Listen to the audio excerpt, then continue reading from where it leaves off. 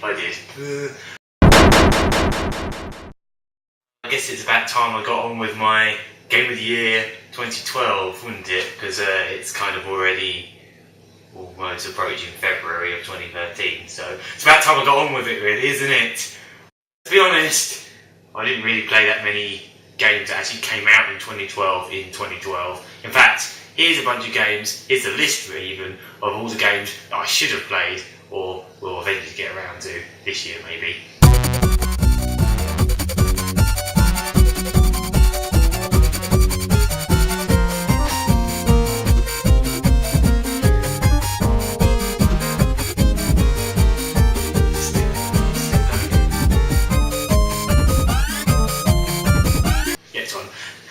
So yeah, they're all the games I didn't get around to playing, so I will, however, tell you about some of the games I did play. So, here we go.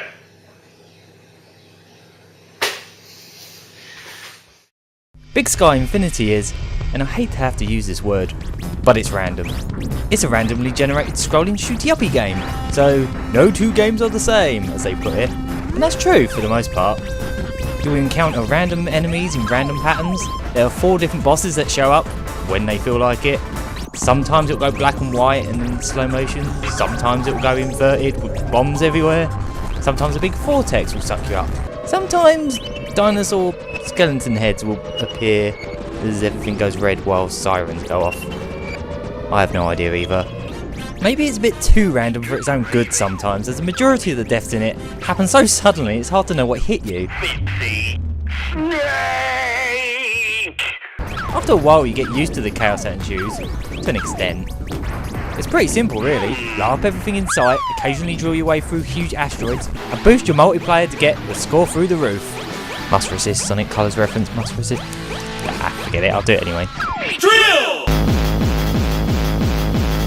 There are a lot of different gameplay modes to unlock, but for some annoying reason you can only gain star bits, the currency you need to upgrade your ship, in the classic mode, making all the other modes not much more than a novelty really. But something about this simplistic little shooter keeps bringing me back to it.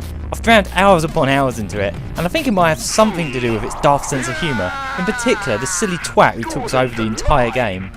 By the power of Grayskull! Drill, drill, drill your ship gently through the... Never mind. Pure blimey trousers! He sounds like a mate that may be a little bit tipsy, probably hangs around on knowyourmeme.com a bit too much, and is blabbering through his mobile phone at you at 5 in the morning. You're either going to love him or hate him, but you can shut him up in the options if it's the latter. I was frozen today! Pants, you were doing really well until you blew up. There's also random words in the background like bon voyage and crisps. Is that a TARDIS? There's a TARDIS flying around. It's an amusing, mindless little game, which is fun to come back to now and again, but might just get its claws in you and take over your life for a little while. Possibly. Depends what you like. If you play anything like me, you'll probably be stuck playing it for a very long time. Maybe. You onion!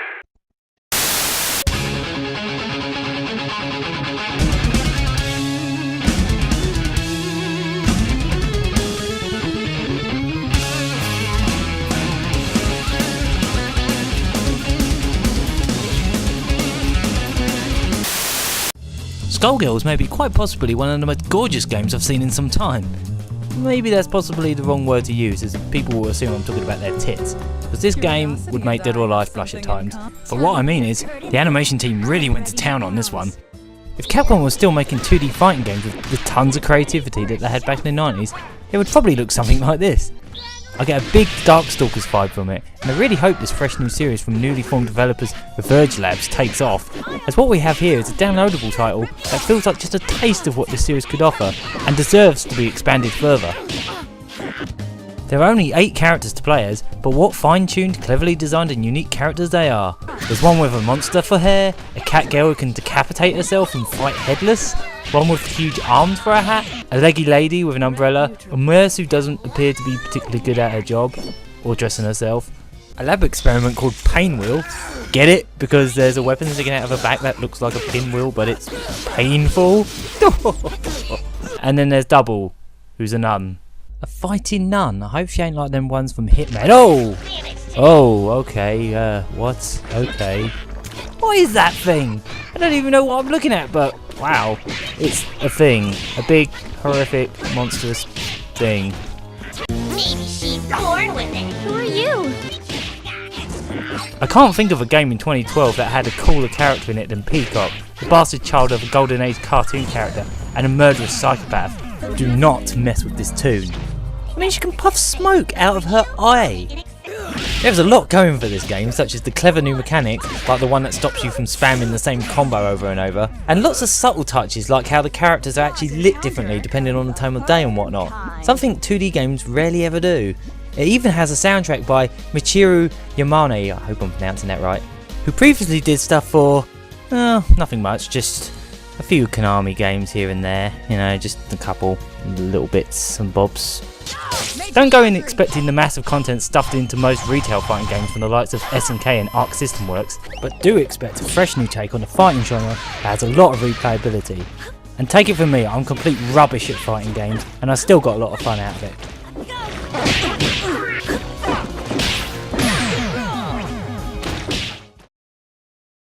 Oh, look at the Weedle bomb!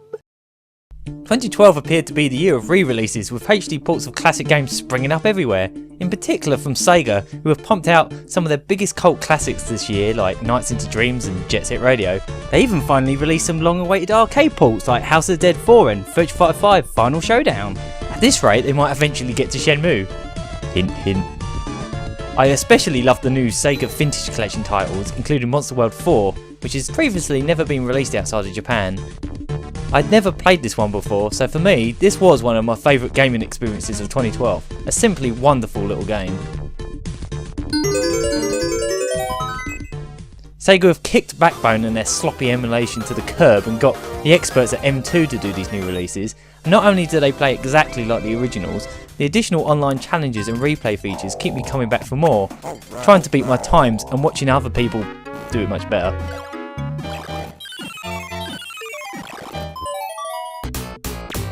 Never did I think I'd be able to instantly download a complete playthrough of Tojo Manel or Super Hang-On and speed it up 8 times over, or slow it down.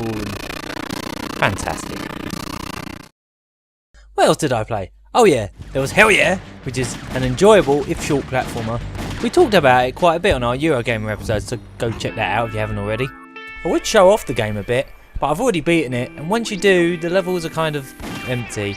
I will tell you though that the game was good fun and completely bonkers as expected. You should definitely give it a shot if you like platformers, with a bit of gunplay on the side, with some relish. Actually, hang on, there is no relish. Sorry about that. There was also Gunlord, a new Dreamcast game. Yep, they still make those from time to time. And this one is a bit like what would happen if Super Metroid and Turrican was shoved in a blender and spat out as an arcade game. Retrograde is a little stroke of genius.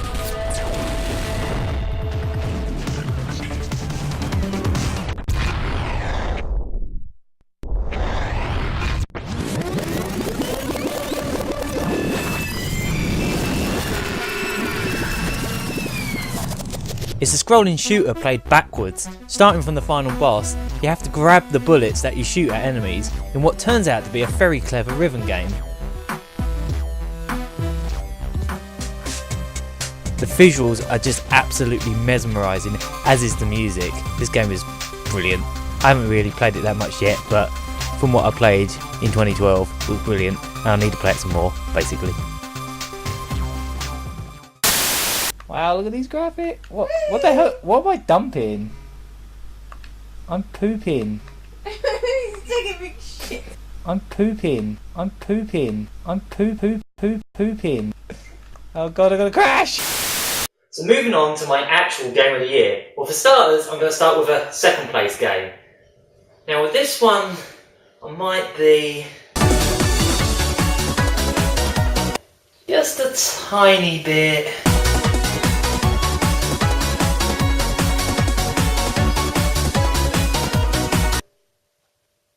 biased.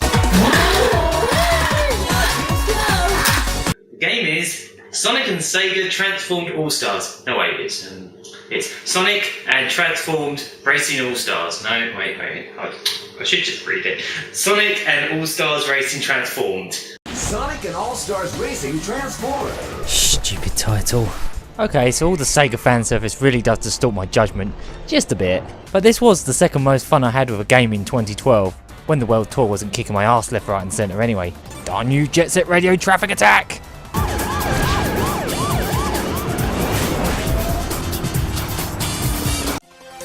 I could go on about the brilliant track design, massive improvements in the balancing compared to the original All-Stars Racing, how it stands toe-to-toe with some of Sega's arcade racing classics, and how Nintendo seriously needs to pull their finger out of their arse for the next Mario Kart to beat this. And I could also piss and moan about the dodgy glitches, cheap AI at times, and nasty later difficulties, as well as some of the odd character choices, including Puddin, who only ever seems to say one thing.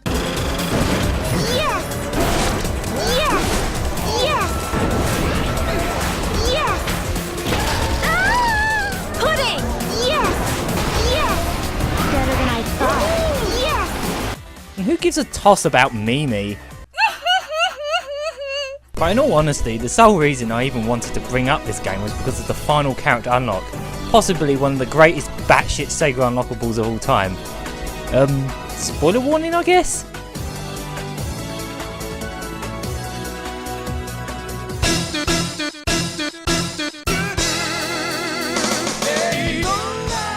It's the Hornet from Sega's greatest racing game ever, Daytona USA. Look at that, it's exactly like the car from the arcade classic. I even got the accent of the pit crew voice down perfectly. You're burning up the tires. Go easy on the car, okay? Great driving. You're running a good race. You're looking good. Are you alright? This is as crazy awesome as the last time Sega snuck the Hornet into a game, way back in 1997 in Fighters Megamix. Remember that? Now if only they snuck in the 3.7 Speedway in here as well, it would be golden. But that's not all, because this game is about transforming your car into an aircraft for the air and a boat for the sea. So what would the Hornet transform into? It's just a stock car. How could it... Oh, how about the Tomcat jet from Afterburner? Yeah, how about that? Activating the All-Star move will also transform you into the jet, where you can go blowing the shit out of Danica Patrick, whoever she is, with missiles. Badass. So when it comes to the boat part of this Aegis vehicle, Sega doesn't really have any games with any famous boats in them. So I guess I had to think a little bit outside the box.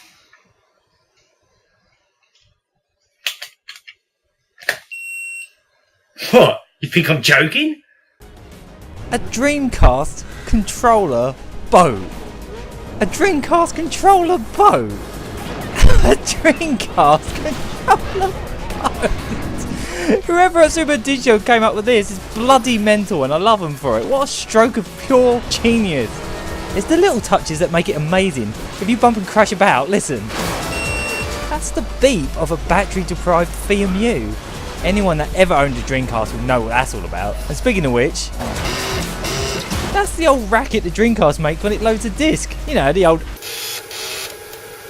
You're looking good. That's the kind of taking the piss out of itself humour you rarely see in video games, and I love it to pieces. So all my fangasm aside, is this worth playing? Yes. Yes it is. It's one of the freshest takes on the kart genre of racing games in years, has truckloads of content to unlock, plenty of off and online game modes, and a genuine challenge in places. It's not perfect, still has issues that need to be fixed if possible, but it's great fun whether you're a fan of Sega's history of games or not. And we've got a dancing FMU in it!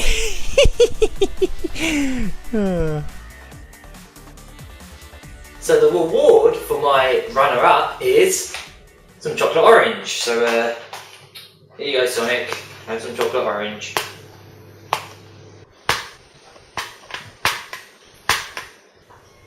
Looks like I'm going to have to accept the award for the game.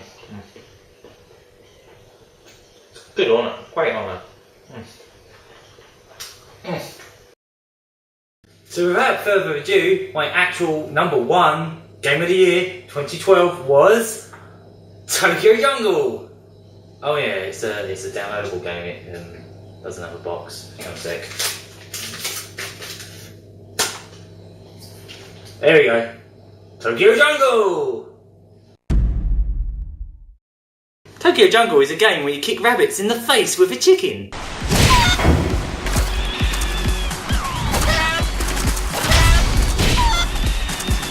It's also a game where you curb stomp sheep with a horse wearing leather and a shower hat.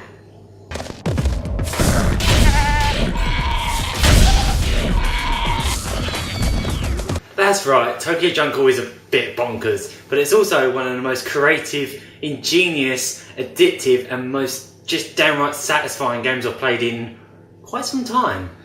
Basically, the human race has vanished from the streets of Tokyo, and this has led to the city becoming, well, a jungle, with all the pets, zoo and working animals out and about trying to survive in the only ways they can, by killing, eating, marking their territory, falling in love, shagging and repeating the process, generation after generation.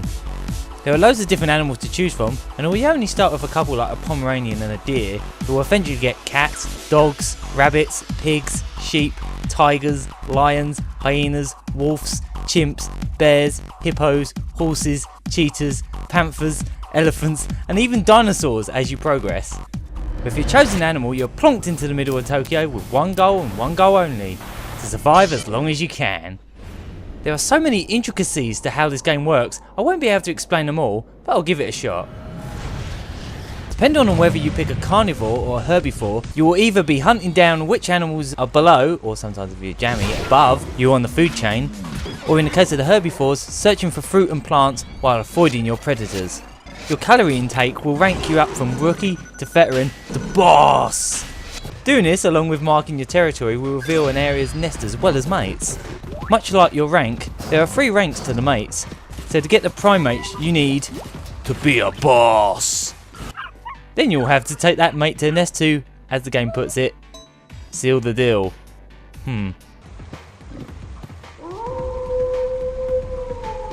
As the offspring... Oh, not that offspring! You repeat the process, only now you have a whole gang of brothers, so if one dies, you continue as the next one. Sometimes they fall behind off screen and end up getting killed, and the game doesn't let you know when or if this has happened, which can be a pain. If the other, bigger animals don't get to you first, there is also the dreaded toxicity to worry about. The toxicity in our city, This will slowly poison you, and the only way to reduce it is to eat or drink water, so long as they are not poisoned too, or sleep in a nest to get rid of it out of your system entirely. This is the meat of the game, apologies for the pun, though there is even more to it than that. There are also missions which appear every 10 years in the game, which can involve marking so many times, defeating so many animals, changing generation, or arriving at a certain location. There are also missions that will make an animal appear in a certain location, where you'll have to either defeat it or simply touch it to unlock that animal to play as. Sometimes you'll have to mark their territory, and there'll be dozens of them trying to stop you in the process. Stop pissing on my flags! Completing the missions in time requires memorising the city layout, multitasking and planning ahead. You can also dress up your creature. This is completely optional and really daft, but also has a usefulness to it, as each piece of clothing can improve your stats. They only last until they're broken in combat though. When you do eventually, or quickly, die, all your points will be stacked up and you'll be chucked on a leaderboard. The controls in this game involve almost every button on the controller, yet barely takes any time to master, as they are mapped pitch perfectly. After a short time of playing it, it will feel like second nature. This game can be pretty challenging, stacking the odds against you with huge gangs of predators or long periods of toxicity and starvation, but surviving by the skin of your teeth despite all the odds is oh so satisfying. Every animal controls the same, but it's in the stats where they all differ, and they are balanced in a way so no one animal is the best at everything.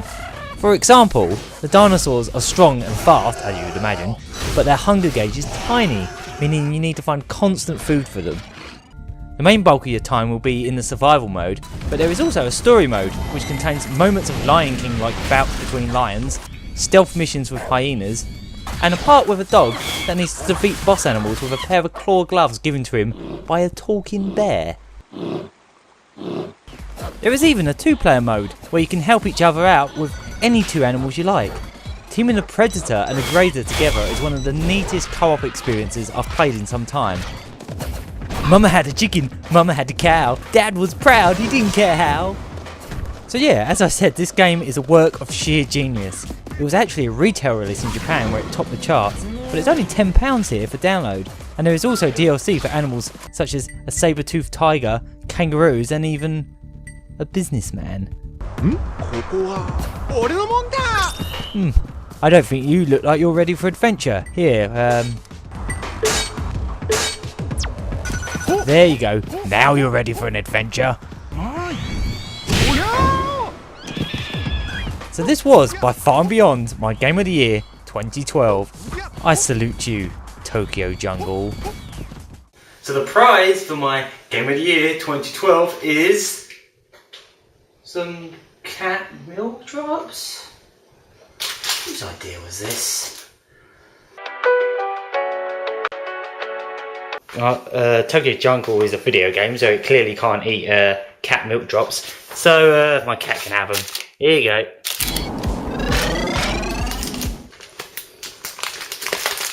Another one? There you go.